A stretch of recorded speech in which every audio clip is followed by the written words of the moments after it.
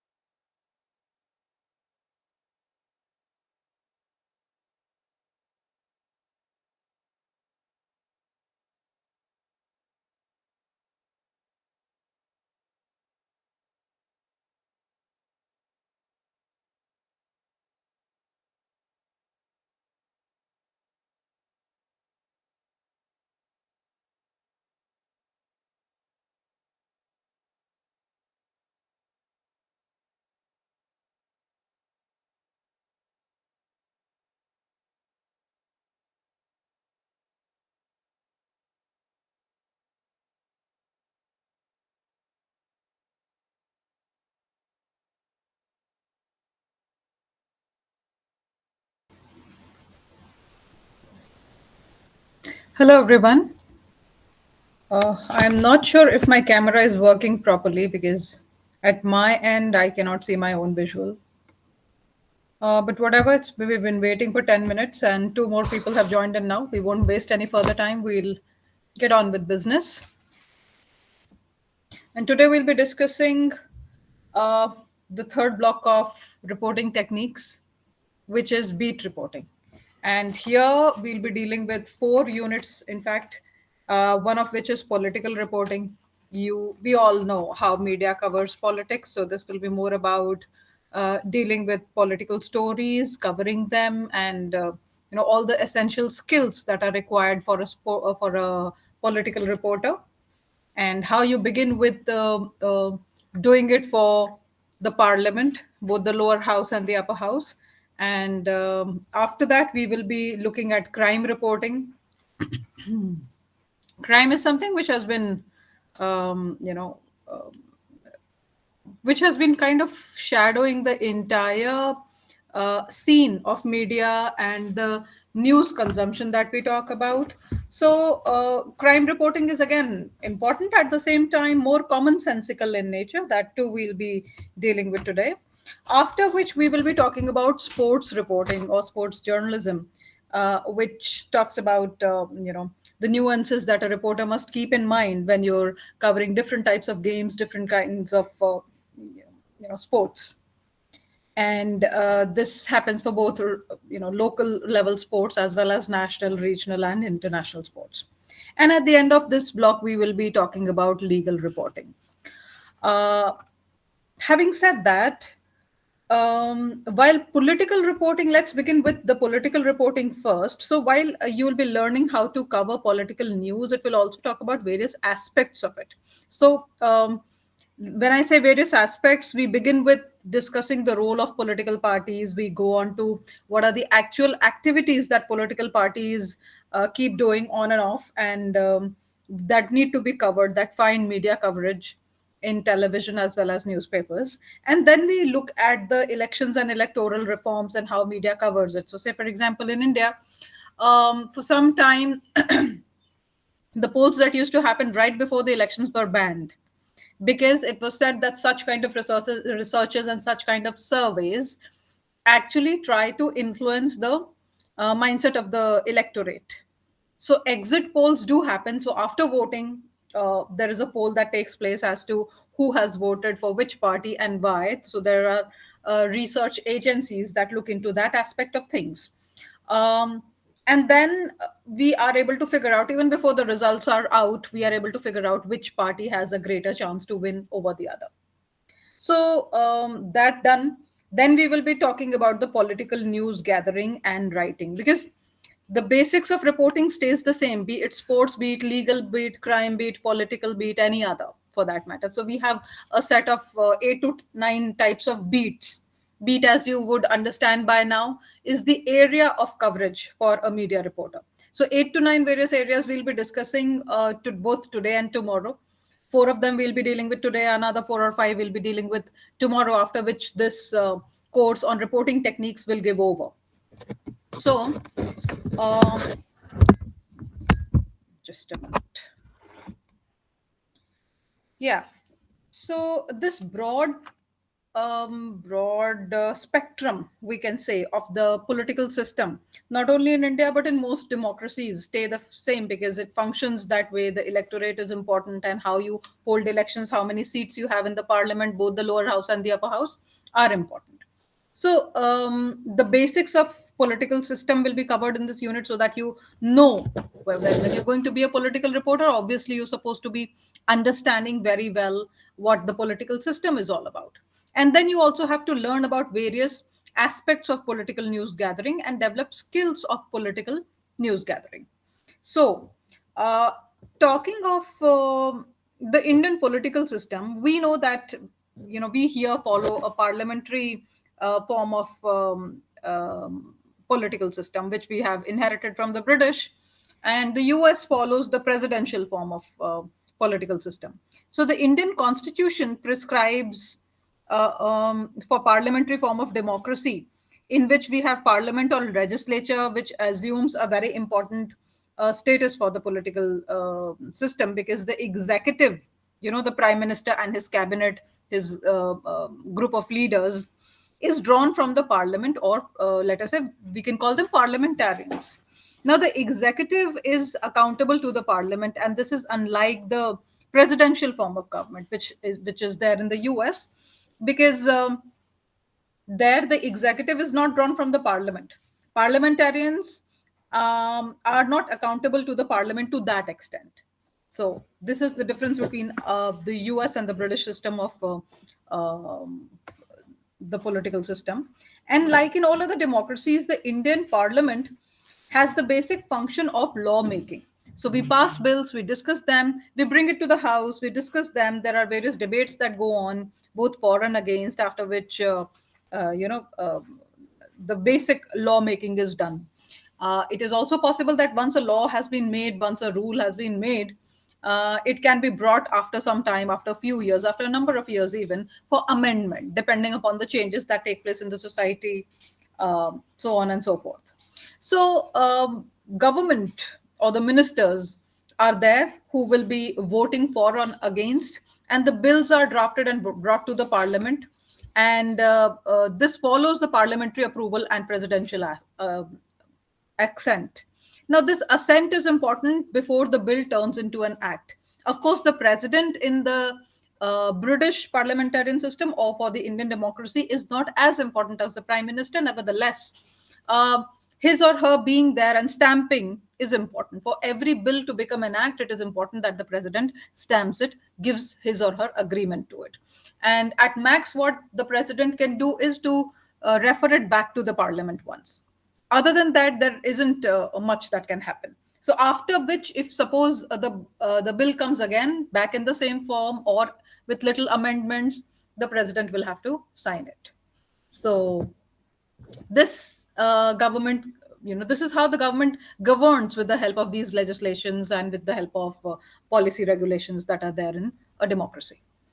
Now, let us begin with talking about the parliamentary business alongside the political reporting.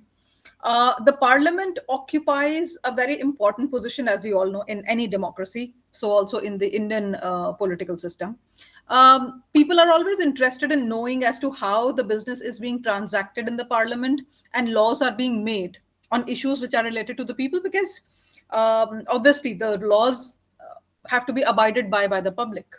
So, okay, having said this, it also becomes obligatory on the part of the media to report whatever is happening in the parliament. Though, of course, the leader of the sorry, the speaker of the Lok Sabha or the Rajya Sabha, which is the upper house and the lower house, at times, if things go out of hand, or let us say there is some unruly or unparliamentary behavior that the members show, at such a time they can ask the cameras to be off, and they can ask the media not to cover the issue, or not to cover that part of the discussion which displays any kind of unruly behavior or uncalled for remarks by the parliamentarians or the leaders.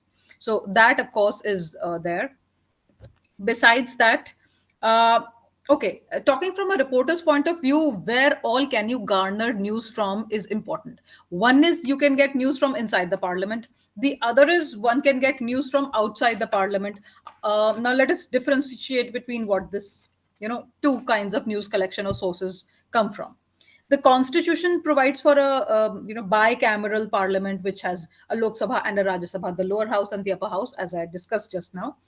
The Lok Sabha is composed of representatives of the people that get chosen in direct elections. So the entire country goes to vote, and people elect their representatives and send them to the Lok Sabha. However, this is not the case with the Rajya Sabha or the lower house.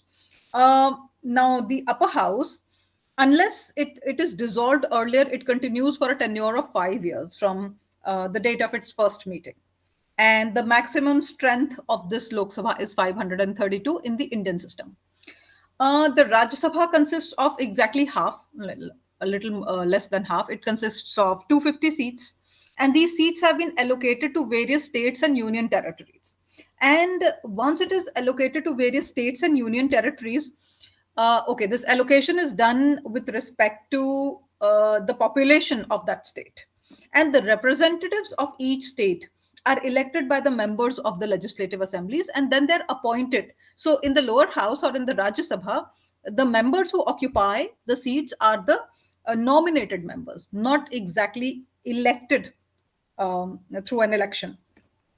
So the proportional representation um, takes place by means of a single transferable vote, which means that there is everybody is entitled to one vote, and this vote decides whether a person comes into the parliament or who gets nominated from a certain state or a union territory to the Rajya Sabha. The parliament and the state legislature, the lower and the upper house, both become a very important source of news whenever a parliament is in session. Why? Because we get to know what kind of bills are being introduced. So while we get to know about a bill which has to be introduced in the parliament, there is discussion which is already started happening in the media, which will talk about the pros and cons and what can happen, what is wrong with the bill, what sort of amendments may be required in future. They discuss each and every aspect of the bill threadbare, after which it is introduced in the parliament, and then whatever decision is taken gets communicated to the media again. Now the government has this obligation of making announcements regarding all major acts that have been taken to the table of the parliament, and whatever the activities have been going on in the parliament while it is in session. So the debates happening within the parliament and the confrontation also that takes place between the members of the ruling and the opposition parties sometimes get reported, because it is also okay, one thing is that the leader of the house can say that sorry, the speaker in the house can restrict the media from covering certain aspects of it, but also the other thing is that the electorate gets to know what is the viewpoint of the opposition party as compared to what is the viewpoint of the government who has brought the bill, who has tabled the bill in the parliament. So that becomes important. Now, this is about news coming from inside the parliament. There is a lobby where cameras, where all the media persons are there from both electronic and print media and whichever other relevant bodies are there. And they put up their cameras, they take their notes. So there is this way of covering, and this is how from inside the parliament you can get news. As regards outside the parliament, there are various over the years, the parliamentary reporting has developed in a way that every political reporter is supposed to follow the parliamentary proceedings. And on many occasions, it so happens that political news emanates from outside the parliament, even when it is in session. Because at times in a democracy, people might say that no, we will stage a walkout, or we will not be a party to the passage of this bill. And they have their own, own reasons why they would do that. So the political parties, when they cannot vent their anger inside the premises of the parliament, they would like to do it outside, and they would be more than happy to address the media people regarding what their concerns about certain bills are. And this is how or whatever they would have missed, whatever the points would have been missed inside the parliament, are given to the reporters, to the media outside the parliament, which is again vital for any political reporter to cover.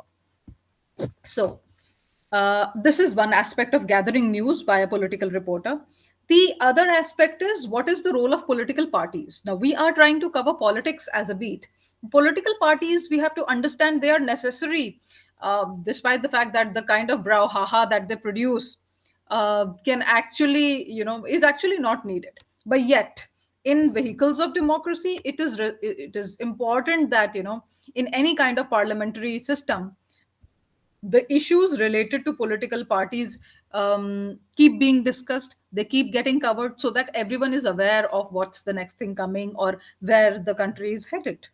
So right from okay, speaking about the political parties, right from their formation and election and registration or funding even, all of it is necessary for every political reporter. And in fact, this must be adhered to, this must be taken care of, because there can be an occasion where a political party is being funded by, say for example, a terror group. So how would we know? It is only the media that gets us that information big through their investigative journalism pieces, through their stings, and so on and so forth.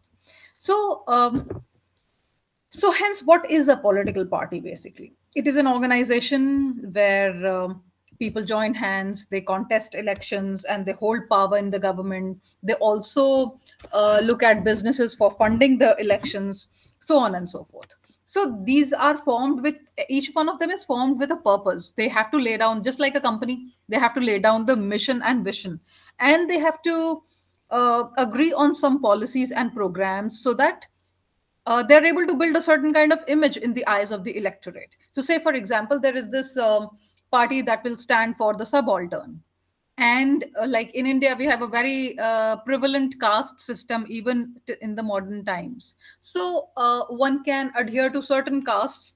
We call it social re-engineering here, and see to it that their whatever they are requiring or whatever is the demand gets met. So that's one way of infusing more people to support you.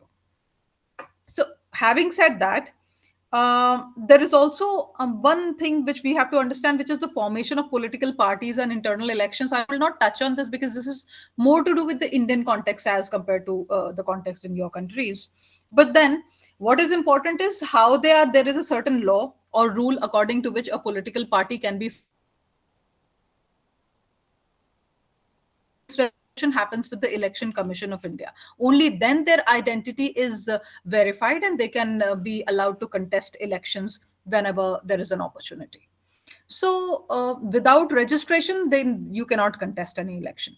Now, registered parties get preference in the allotment of free symbols. Also, when you have a party, you would also like a a symbol for the party. So that is there.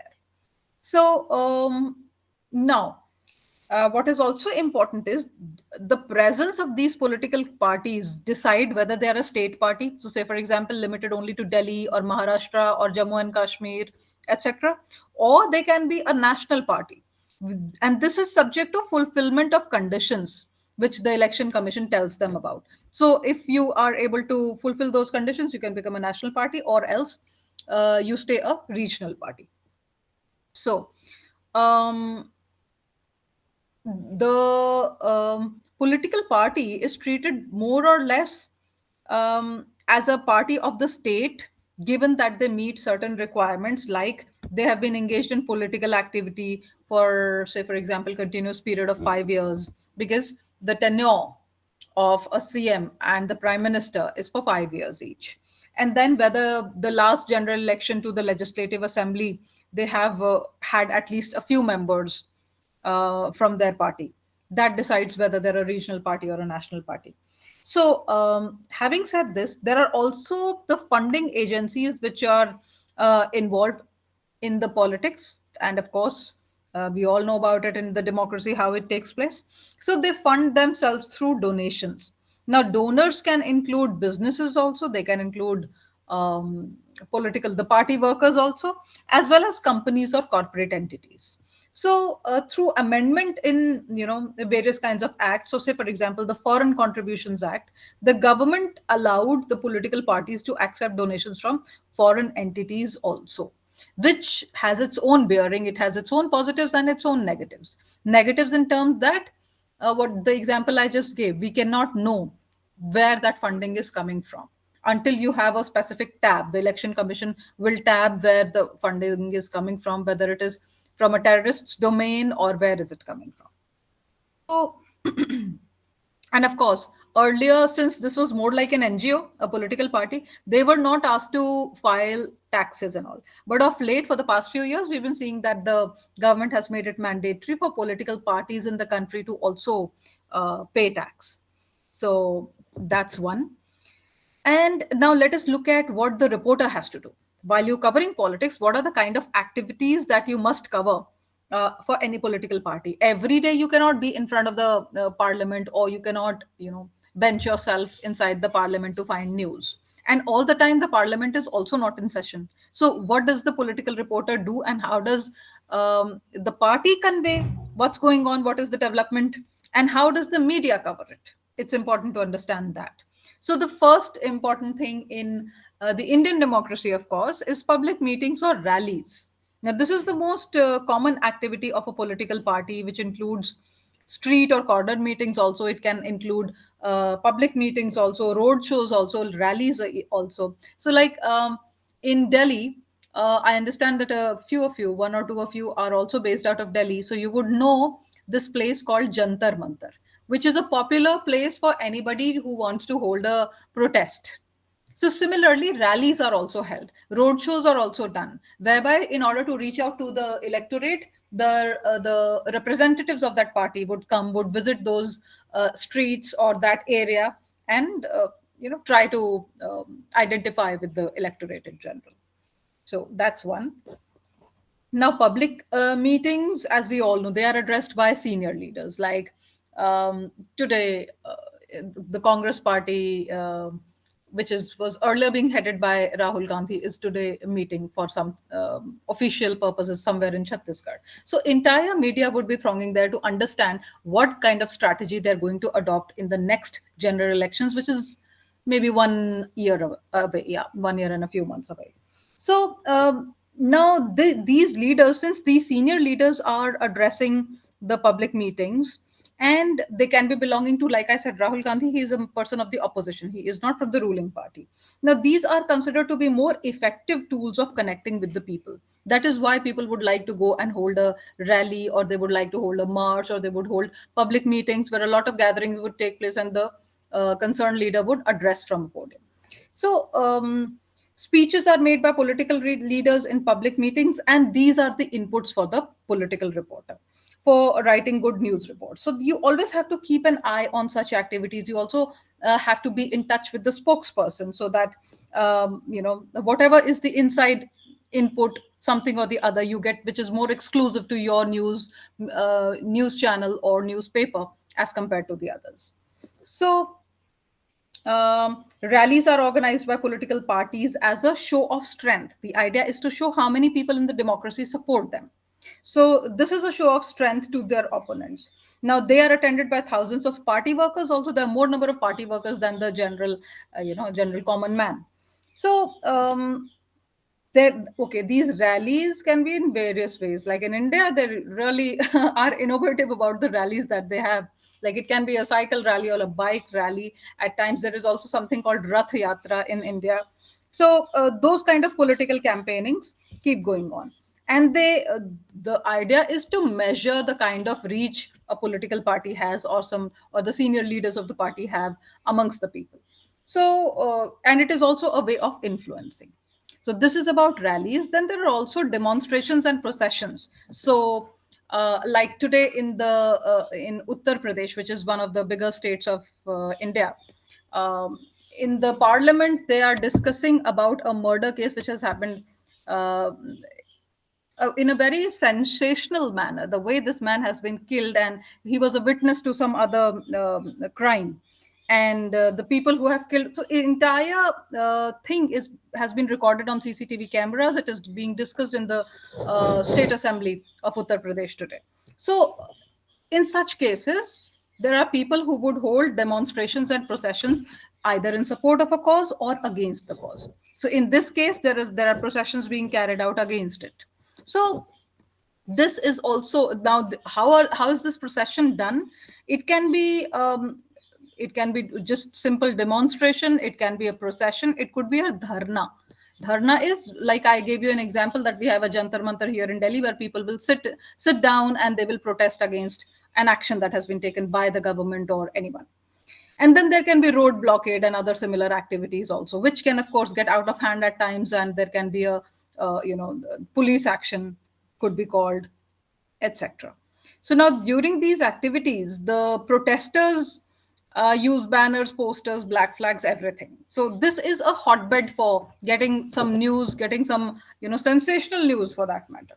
So political parties make calls for strike or band as well.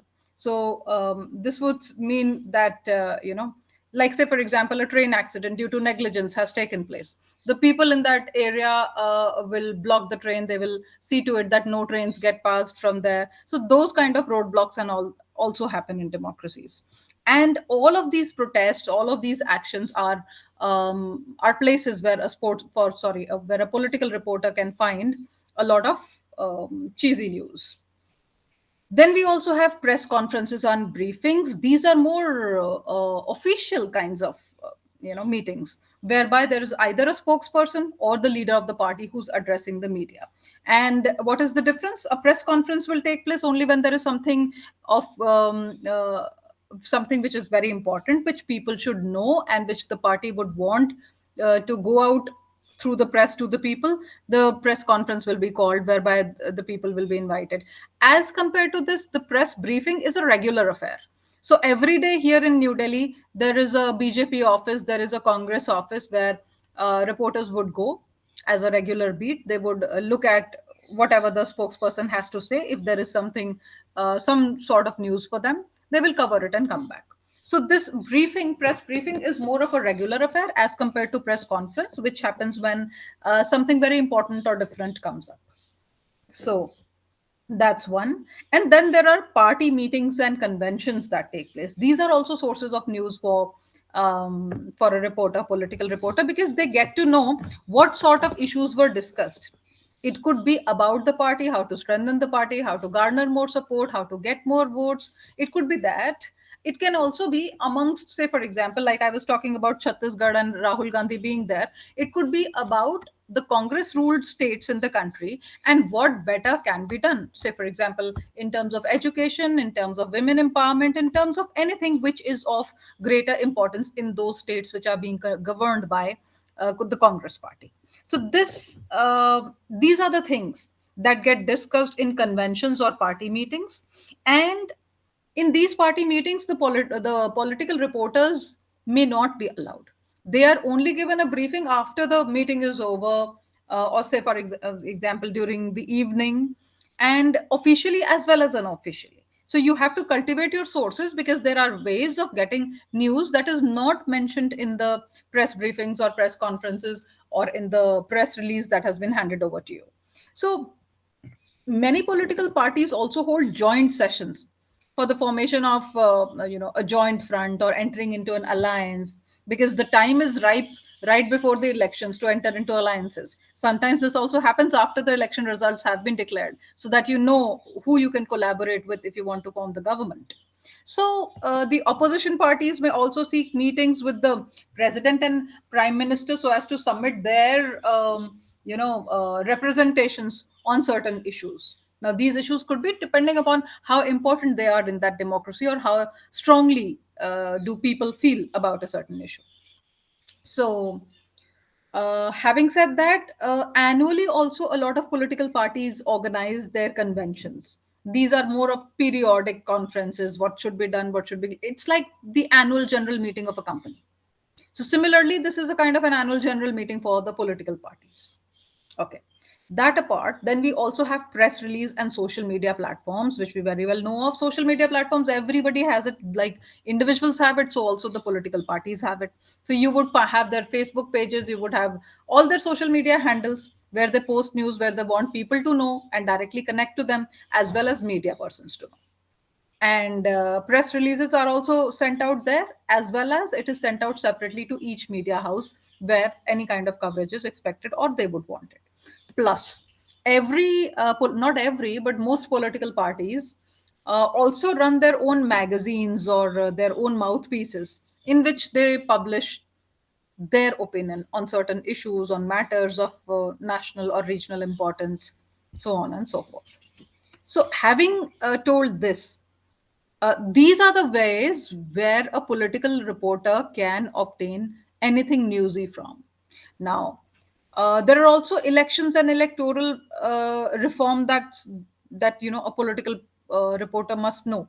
Like, say, for example, now this is something that you can read on your own. I would not delve into it very deeply, because it mentions on the base about the basic premise of elections, as in what is universal adult franchise, and what is the right to vote, what is the age for it, and what are the direct and indirect elections that take place. Like I was talking about the Rajya Sabha or the lower house, where people are only sent as nominees. They don't have to contest any kind of straight or direct elections. They don't have to go to the ground. So that is one thing. And then there are various kinds of local elections. Like in Delhi, we have MCD. So state and central and local elections are also hotbeds for coverage for a political reporter. And of course, there is an Election Commission of India that I talked to you about, which is empowered to conduct free and fair polls. They also make rules and policies from time to time, and they keep a check on how, on the fact that the political party shouldn't hit below the belt, or the fact that they adopt ethical means of reaching the public, and they don't. It is very easy to bribe. In a poor country, it is easy to bribe people to get their votes, so that shouldn't happen. All those things the Election Commission keeps a check on. So this section of this unit will also mention what are the functions of EC and what are the powers of EC as an election commission, and what are the legal and ethical issues that the EC looks into, and how the political parties are expected to keep up with it. And it also talks about the conduct of elections and electoral reforms. So, uh, then, when we are talking about the political news gathering and writing, we look at the coverage under political beat, the things that I already talked to you about. See, the entire political system in this country is divided into district level, state level, and national level. So central government, say in terms of ministries, there are central government ministries, there are state level ministries. In terms of the leaders, also we have political parties, which are either national political parties or they are regional political parties. So these are the places where you find more of news or more of facts that you can corroborate later on and accordingly report. Then political news gathering and sources is what I've talked to you about. When we talk about writing, in terms of the political news writing, there are various things that you would come across. Say, for example, you would come across news releases that are sent out to the media because they would, want to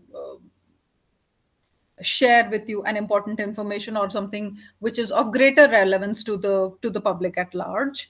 It can also be about writing speeches, so speeches that have been spoken by, say for example, what Rahul Gandhi speaks today will be by the media, shared with the media, from which the important news will be picked up and a story be built.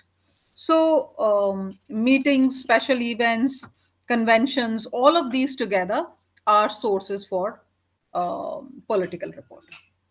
With that, we come to the end of political reporting. The next thing we're going to discuss today is crime reporting. Uh, Crime reporting is the most, I would say, popular, I would say, kind of reporting, because maximum number of journalists have, okay, journalists are not allotted just one beat. So you would not continue to be just a sports reporter. You would be allotted 2 to 3 beats so that every day you have something to cover. While that's being done, crime is something which is given to, say for example, what, interchangeably to many reporters, because crime reporting something which is the basic thing that any journalism student trains in first. So what we will need to know here is what is a crime. I will not go into the definitions of it. Please go through it on your own.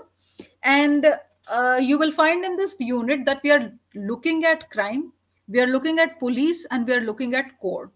So there is initially the definition of court and crime is mentioned, as well as that of police is mentioned. Now, this is not okay. Academically, it makes sense, but otherwise, uh, like if I were to examine you, I'd rather ask you to write a crime story than ask you about definitions of police and crime and court.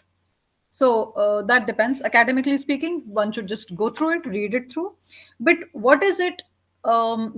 What is the role of crime reporting? You should understand. So when we say role of crime reporting, one important thing is to create awareness. Awareness about what is happening, where it is happening, what are the, say for example, had not the entire country is very well versed with cyber security norms, laws, how to handle cyber crimes, etc. Also not negating the fact that 50% of the country is digital have not, so the digital media hasn't reached them yet. Those of them who have access to digital media or say smartphones may not necessarily be aware of what can go wrong with technology. So the role of crime reporting is to make people aware, also to educate. So if you come across Like just the other day, I was, looking at a paper which was trying to um, figure out that during Corona pandemic, how many crimes have been made as a result of dating sites, people being on dating sites. So when you're looking at something like this, you would also see that media, be it social media, be it newspapers or television, sometimes they not only depict news, you would also find in either the next day or on the same day in the inside pages, you would find an article which would tell you how to deal with cyber crime, how to deal with something like this. So it also educates, it also makes you aware. So crime reporting does that, and plus it also motivates you. So a number of times when there are crimes that are happening against women, a lot of them go unreported as well.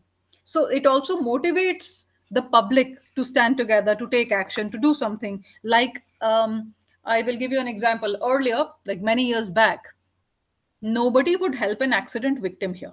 Why? Because the one who would help and take this victim to the hospital or help out with things would be the one who would be harassed by the police the max. So people would rather shy away from helping. And looking at the trend, because multiple times such things were reported in the media, suo moto, the Supreme Court of India took this decision that henceforth whoever will come forward to help will not be harassed at all by the police. So after this has happened, there are people have become more sympathetic towards the cause. They empathize more and they help out more. So this is how a report on crime can help in motivating people. Of course it informs, it also motivates, and of course it also exposes. Why? Because the criminal elements of the society get exposed, we very well know. Because um, one, it aids the police in finding out clues and gives them leads. Two, once this is the cat is out of the bag, once the story is there in the society, people can understand what are these criminal elements and how to keep safe from them. Or so investigation goes a long way with the help of what media investigates in a certain case. So importance, this is the importance as well. And we know that the various trends that have come up in crime reporting on as of now, like they have become more investigative, they have become more engaging, they have become more speedy, and for more important cases there are also greater number of follow-ups as compared to the regular pickpocketing case or snatching or something. So both negative trends and positive trends of this crime reporting have been mentioned in this unit. I would like all of you to go through it to understand it in greater detail, but this is the basic aspect of it. Now, this unit also mentions something which is called types of crime reporting, and then in that classification, the first classification is on the basis of subject. So talking of subject, it could be right from attempting a crime to like, or bribery and conspiracy, or banking frauds and criminal contempt of court. There is an entire list that is given here. Okay, and this is on the basis of subject. This is one classification. So incidents getting reported, that is one. Second is accidents getting reported, road accident, train accidents, flights, whatever. And the third is the event reporting. So press conference or briefing at the police station, what the DGP, Director General of Police, has to say about a crime, a sensational crime that has taken place in some locality of the city. So those are events reporting. This is one classification, which is more on the basis of subject. Then there is, what are the sources of crime reporting? That too one has to understand, and this is more important. For a crime report to be good, for a crime report to be able to bring something convincing to the public, it is important that you look at the sources, because the story will be completely lopsided if you don't look at those sources. So there are some official sources, like the press release that comes from the police department. There are press briefings also and press conferences also that police department holds. And police PRO office is also there. Like we were talking about the political parties, similarly there is a PRO office of the police as well, which will give you a detail of what has happened where in their jurisdiction. So that's one. And then of course there are police stations and the daily diaries which are available at the police stations, which will have a record of all the crimes that have been reported during the day, during the week, so on. And then there are websites as well, and then official sources of the police, the spokespeople who can speak to the media about certain issues on certain events. And then there are hospitals and PROs also, because hospitals are the first places where any victim would reach if hurt. And then annual reports and court cases happen. So there are court reports also. All these are various kinds of official sources. Talking of the unofficial sources, now here is this is where the common sense of the reporter comes into play. The smarter you are, the better your story gets. You, who all do you speak to? You can speak to the victim, you can speak to the passerby, you can speak to the eyewitness, you can speak to the accused herself or himself, as well as the offenders. Sometimes if you are able to cultivate your sources well, you also have police informers there, and other news organizations, because you obviously have a group of people who are aligned with you from different news organizations, so they also give you good stories or leads sometimes. And then there is social media, of course. So a reporter, basically, be it political, be it legal, be it crime, you have to keep your eyes and ears open all the time. The more your sources, the better the better the reporter you would be. So okay, having said that, a few useful tips are also given at the end of the unit, and what all are the qualities that are required amongst crime reporters are also mentioned. With that, we come to the end of crime reporting. The third thing we will deal with is sports reporting. Sports, like in India, we have cricket, and people are mad about cricket. So there are various sports that find coverage. There are other kinds of sports which will not find coverage in the media. Nevertheless, having said that, the demand for sports reporters and sports infrastructure, or sports reporting infrastructure, always keeps going up. We don't have amazing sports reporter all the time. So in every country, I do not know how it is in yours. Uh, One or the other sport is becomes more important than the others. So obviously it is expected that the pros and cons, the rules, regulations, whatever else, the players, the stars of that sports, the sports reporter should know about. So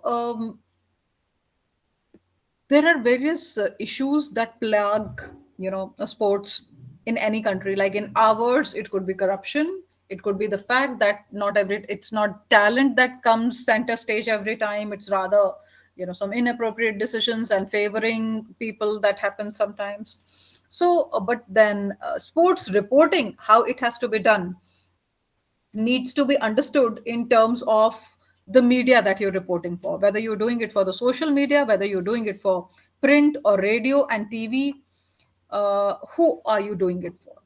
So there are certain skills that are okay. Before the skills, we should know that what are the various what goes into the research and planning of a sports story, because sports is not like crime. It is not that suddenly out of nowhere you'll get a phone call, this is something that has happened somewhere. Okay, this is something, sports event is always very well planned, way ahead of time, and you get necessary information in the form of press kits, press releases, everything. So the proper the background research and planning has to be done keeping all these things in mind. When I say this, it is the medium through which the story will be broadcast. So if you're writing a story for, say for example, radio, it will not be similar to what you're reporting for a newspaper, what you're doing for the TV. So it is important to understand which medium you are covering for, and then the expectations and preferences of target audience, right? So the way they would like the the what would I say, the shot of Sachin Tendulkar to be described, they probably would not be looking at Abhinav Bindra that way. Then of course there are four main steps, four main things that a sports reporter um, must take care of. Like the how are you generating a story idea. It's the same story which is available for all news media. Invariably, how do you make it more interesting? How do you generate that story idea? And what is your understanding of the issue, or the sport in this case? And then how do you collect data, and what kind of background analysis do you bring in? That is what makes your sports story stand out and makes it better than the others. So there are various statements, there are various statistics, and the various researches that are available. So say for example, the Australian cricket team, how well it has done as compared to the South African cricket team, as compared to the Indian cricket team. So and every player has his own way of playing. So the greater you delve into it, the more analytical, and the more better your story becomes.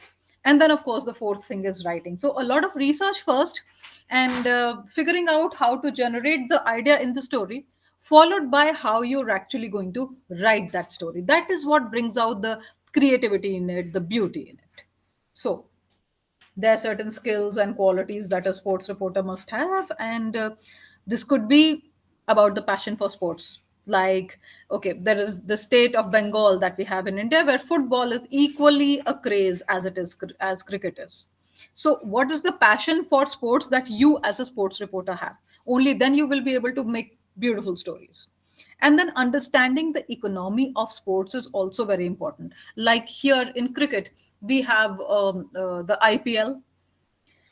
Now, IPL is something which generates much more money uh, as compared to all the other games put together.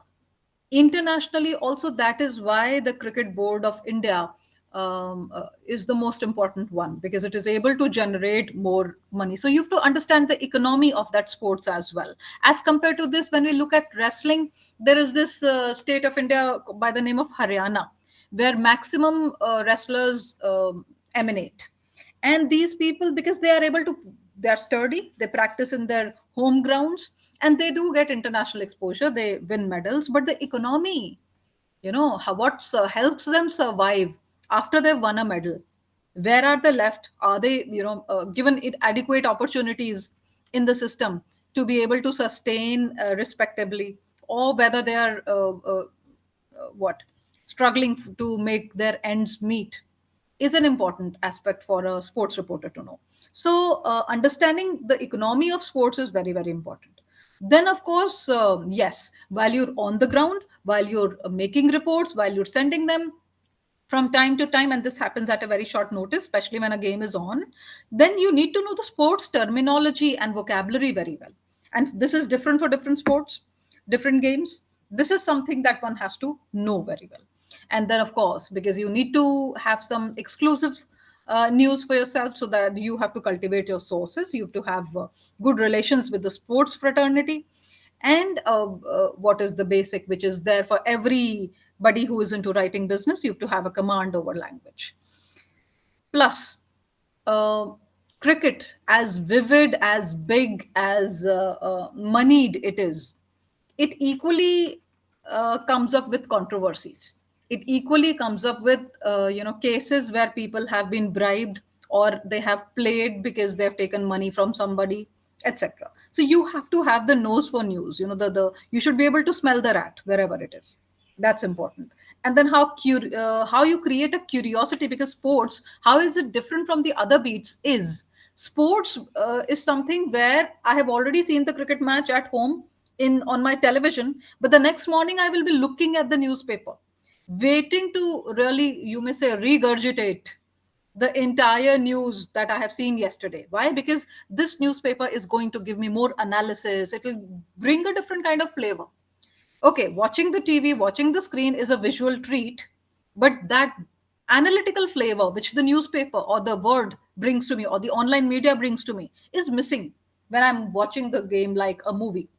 So creativity and curiosity are important aspects for a sports reporter. And then of course, you need to have the knowledge about the rules of the game, the sports laws, etc. So you should know how, when is it, when do we call it a foul, and when is it a penalty, etc. And the right from news gathering to cultivating the sources to producing a beautiful story, it also requires this kind of courage and confidence, such that any kind of maneuver you're able to oversee.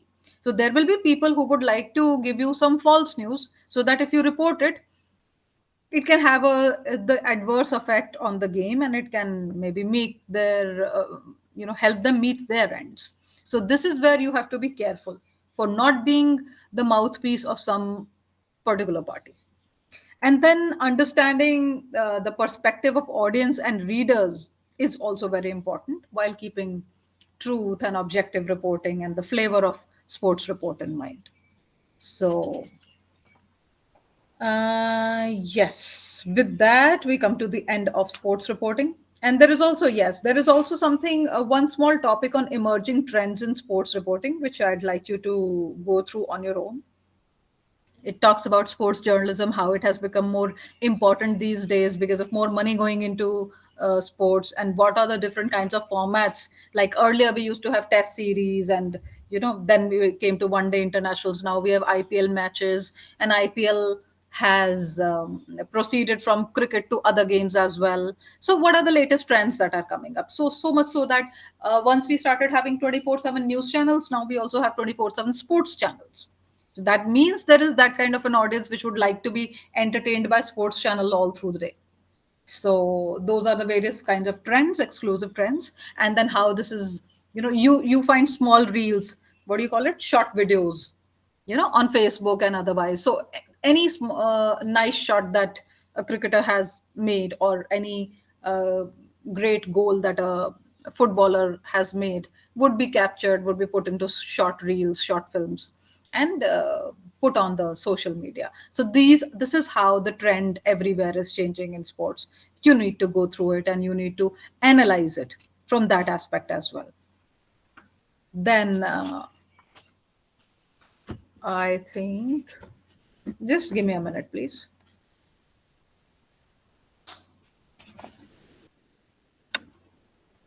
Yes.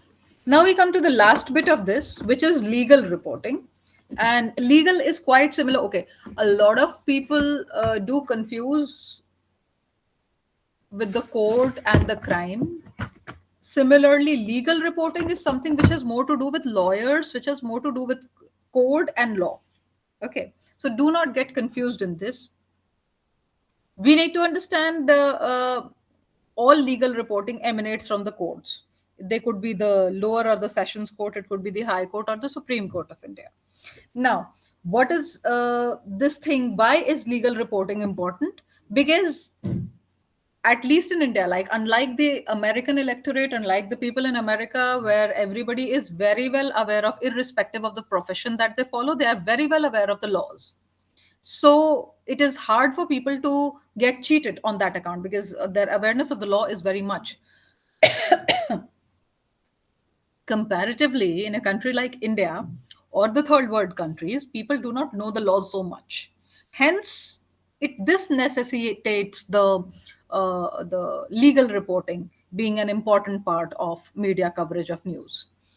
Now, legal reporting is more like an art. Why? Because it is learned, it is cultivated, and then it is developed by spending time in courts, watching how people debate on the cases, watching how what are the things that mold the or what are the things which are able to convince the judges, and how is a judgment given, what are the aspects to be looked at while passing a certain kind of judgment. So ethically speaking, a lot of times media also jumps the gun, and we enter into media trials. So before the trial has been held in the court of law, it is the media which has put all the parties on a trial, and they have been given their verdict themselves, which is unethical, which is not a good practice.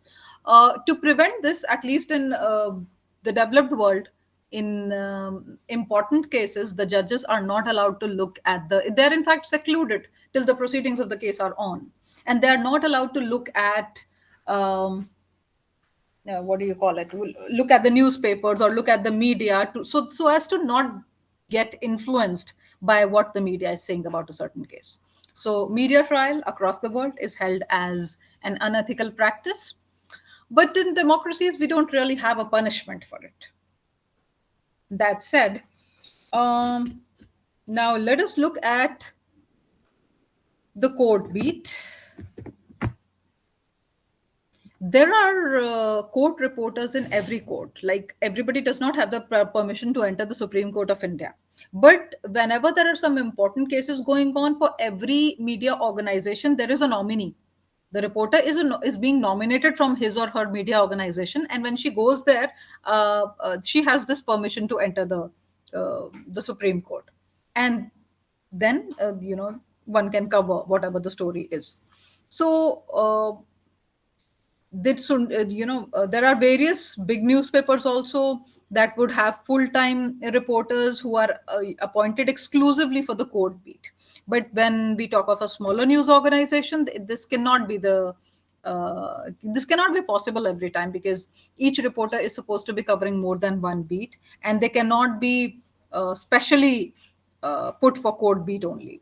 So these reporters who are like I was talking about, the big newspapers who have full-time reporters and are appointed to cover only court stories, these are also people with legal backgrounds. So you would see a number of times a reporter would have done an additional degree of the beat that he or she is appointed to cover. It could be, say for example, this person could be an LLB, so he could have done a bachelor's in law alongside journalism so as to be able to write good court stories.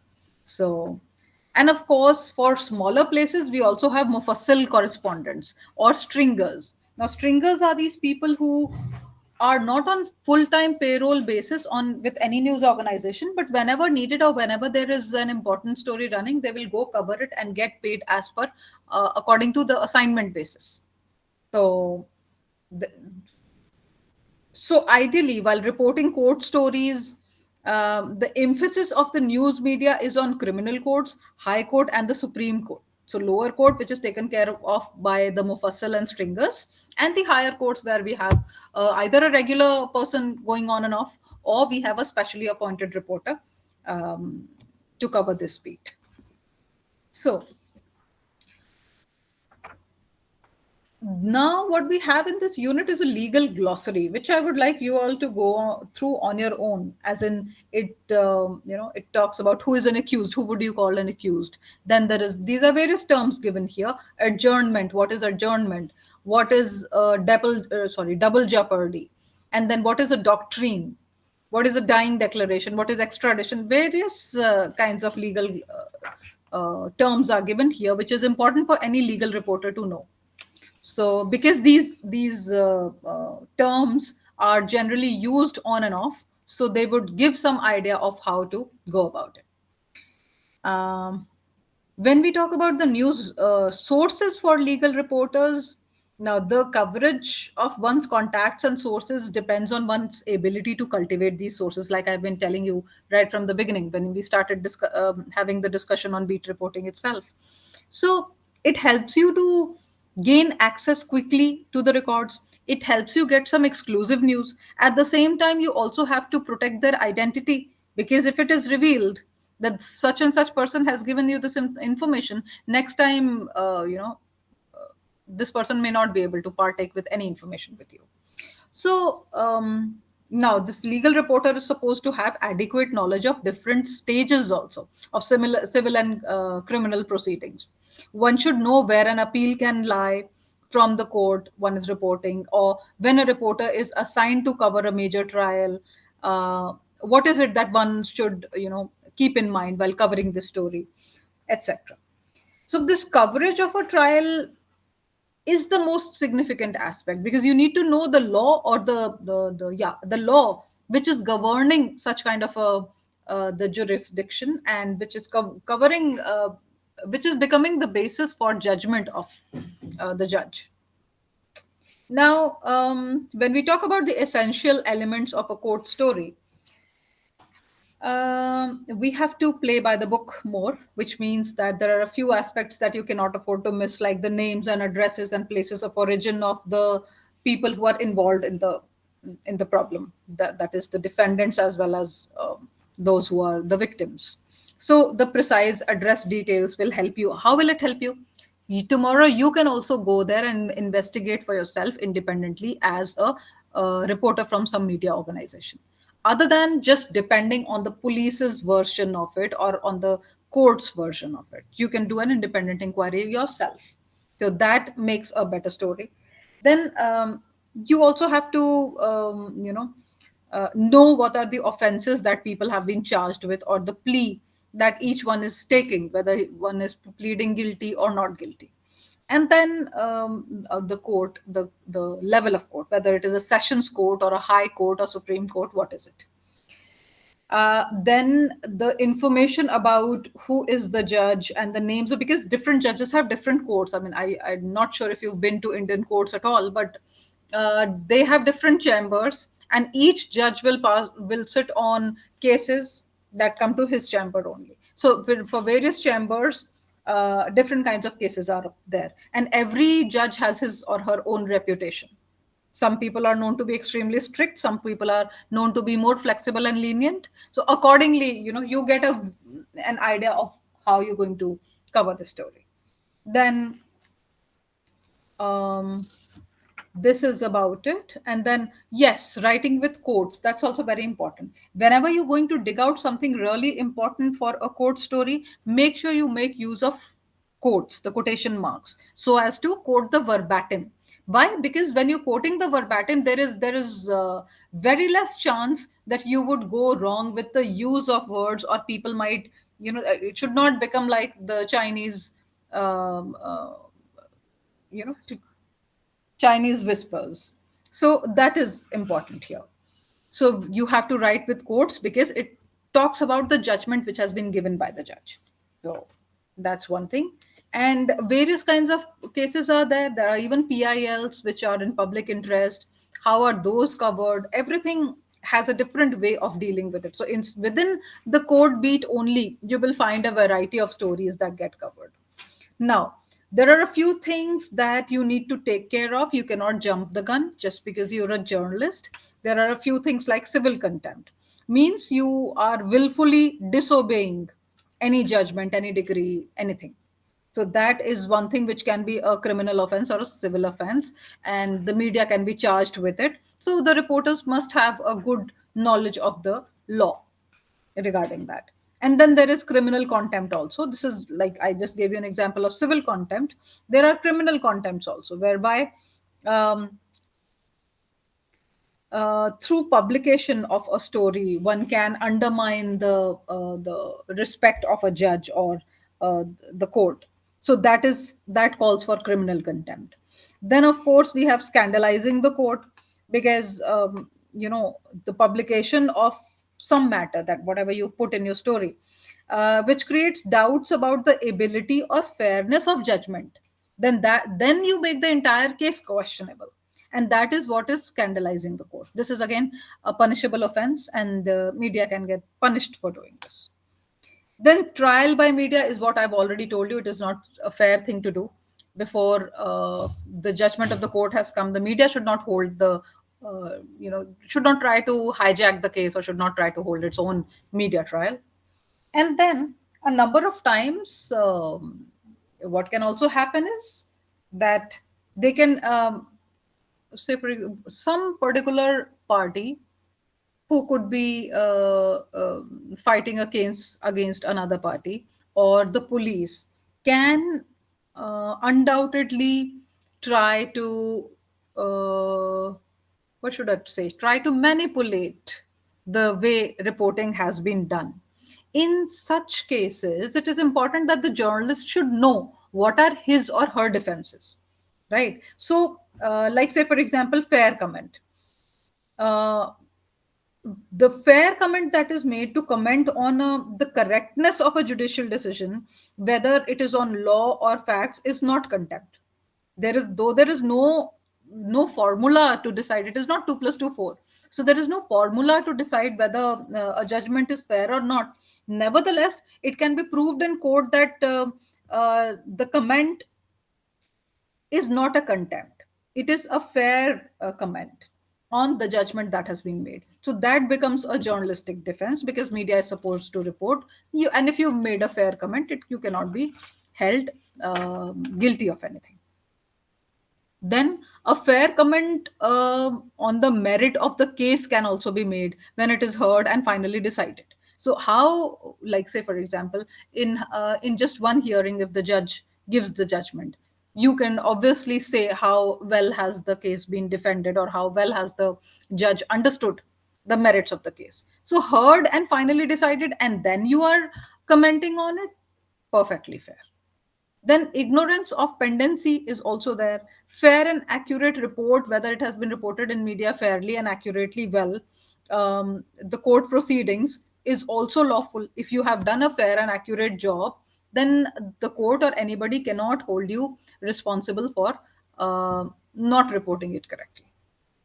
And of course, academic writing is also there. Whenever you're writing an article, say for example, on the legal changes that have come in the past 5 years in the country, then it is meant to be an academic writing. Then you cannot be charged with any breaking any law or contempt of court or any such thing. So, and yes, if found guilty, then press people also are punished. At least in the Indian democracy, they can be punished. If it is proved beyond doubt and in the court that what they did was a contempt of court, they have to pay a penalty, they can be put behind bars, so on and so forth. And also there are certain in-camera proceedings. Now, certain proceedings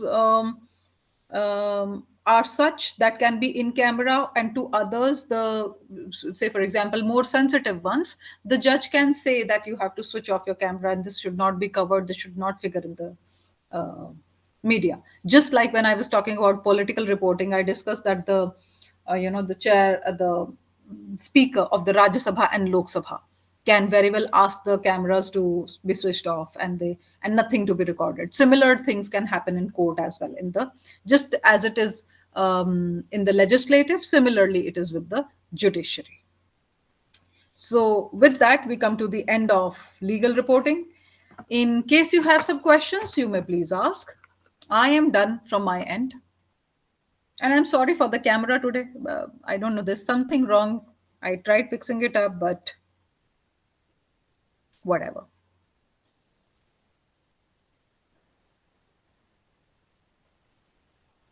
Is there a question? Are there any observations? Would you like to discuss how this is in your country?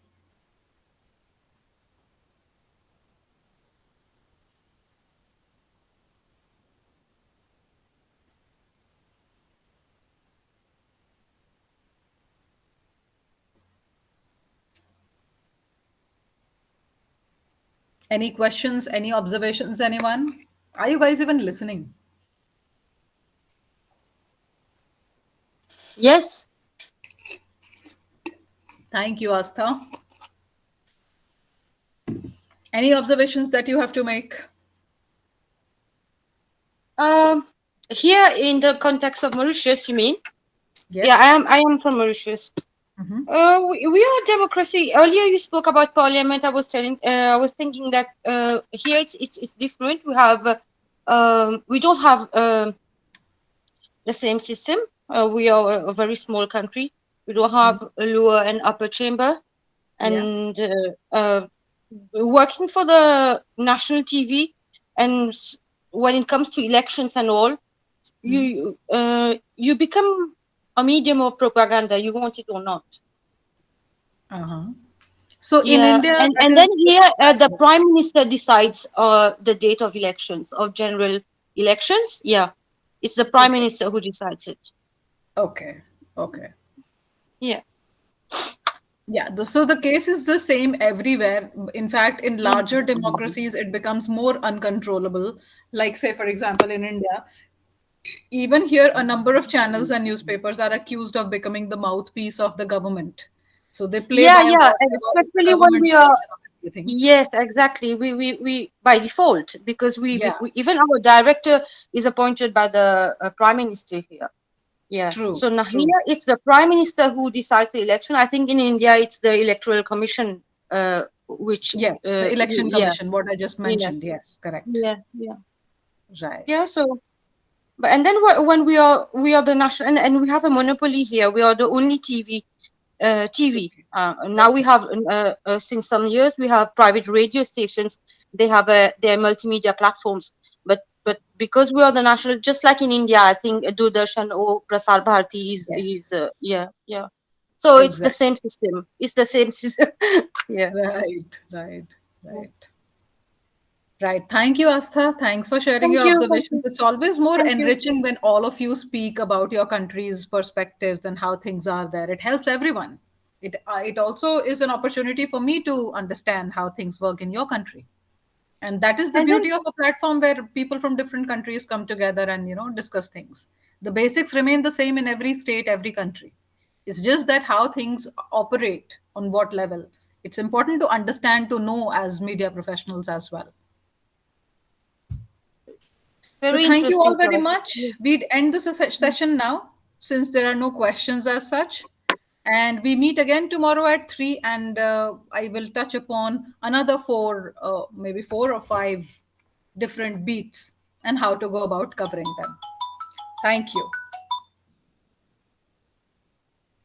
Thank you. Bye bye. Okay, bye bye.